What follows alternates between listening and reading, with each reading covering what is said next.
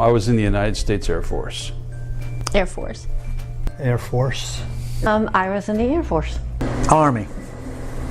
And this might be a good place to say the Army's not a branch. Everything else is a branch off the Army.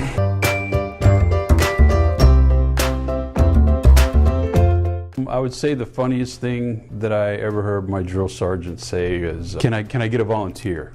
Can I get someone to volunteer?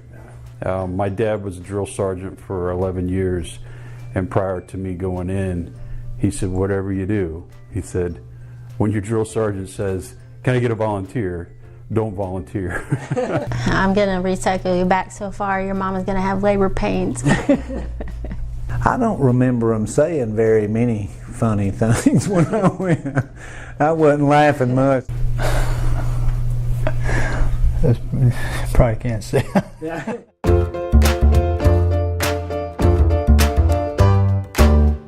It's a day to honor those that have served for us during wartime especially, and all the sacrifices that they've given up. And oh yeah, once you go in there and you see people that have been wounded, and missing legs, and we're over by Brook Armory Medical Center, and they just had all kinds of people that were messed up, That was pretty much around Vietnam too,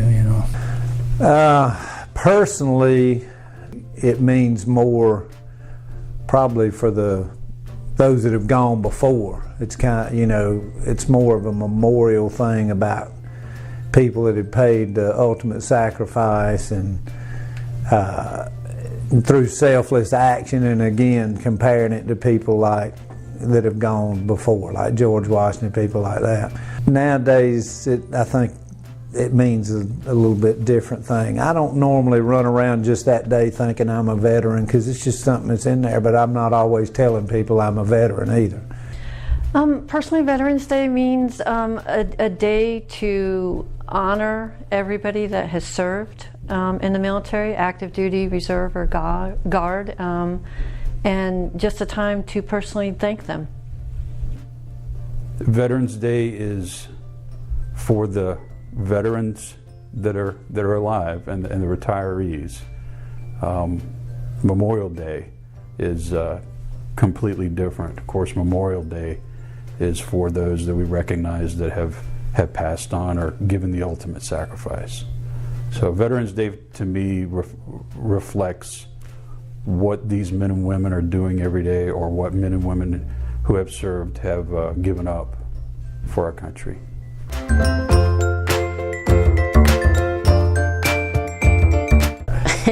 well, I put in for worldwide and I stayed in Texas the entire time. So Hawaii. Perfect. I think my favorite geographical location was Barksdale Air Force Base, because that's where I met my lovely wife, Renee. We were both stationed there together, and I had observed her on base several times, and that's where we met, and that's actually where we got married, at Barksdale Air Force Base. I was in Germany the first 2 years I was in the Army, and it was geographically some of the places you go there. I completely understood why Hitler and all these guys commandeered that to be their retreat area, because it's gorgeous mountains and just beautiful country. So that was probably the most, in that respect, it was the best. But Fort Campbell in Kentucky, which is really not in Kentucky, it's mostly in Tennessee. The post office is in Kentucky. That's why they call it, that's why it's Kentucky, because of the post office.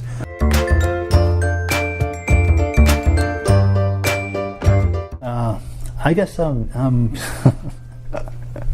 yeah, I'm not very friendly, I think, or something, but yeah, I think about them, and if I was going to a place that they were at, like Dallas or something like that, I'd try to look them up, Yeah, so yeah. I did. There were two guys in particular, Vern Barlow and Eric Appelskog. And I met these guys over 30 years ago when I was in the Air Force. And to this day, probably once a week or once every 2 weeks, we either talk on the phone or we still text.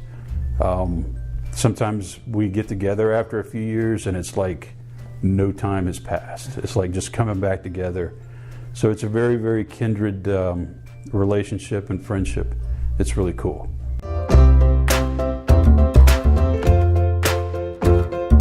It's about making sure that everybody gets through and helping each other. I learned that no matter what age you were, because I was only 18 when I went in, that I was never too young for responsibility, and I was never too young to do a job and to do it right. You know, when I remember being at Fort Campbell for a good while, and during that particular time,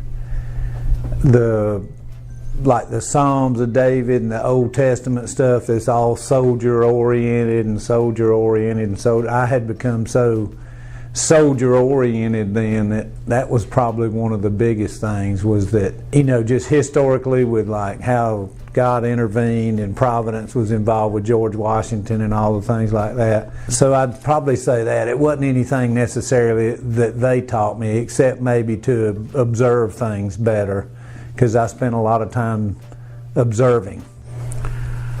I think probably one of the most important life lessons that I've learned is understanding that our military is different from any other military around the world.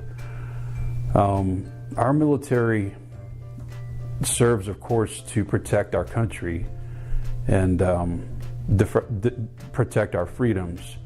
But our military is the only military in the world that permanently deploys around the world, and we have bases around the world to protect our allies and to protect our national interests.